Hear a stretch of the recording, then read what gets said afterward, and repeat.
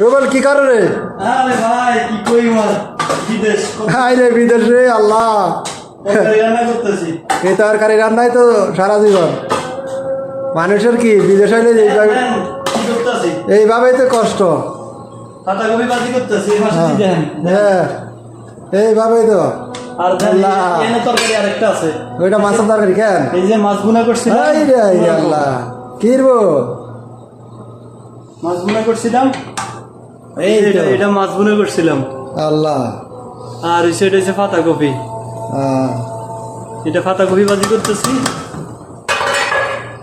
আবার হ্যাঁ আরে ভাই কি করবো রে ভাই, আমি তো খাইতে তো হইব। খাইতে তো হইব ইনশাল্লাহ।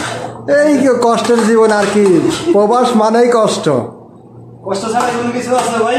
12 ঘন্টা ডিউটি করি আর এই 12 ঘন্টার ভিতরে আর 6 ঘন্টা ঘুমও যাইতে পারে না মানুষ। আরে ভাই কেমন ঘুম যাবে রে ভাই? হ্যাঁ এখানে তো আর বউ নাই, কেউ নাই। হ্যাঁ। রান্নাবাড়া করে খাওয়াইবো। কে কে খাওয়াইব? পাতাকপি হয়ে গেছে না আপনার তো? জানেন না? হ্যাঁ হ্যাঁ হয়েছে নে, এবার হয়েছে আল্লাহ দিলে।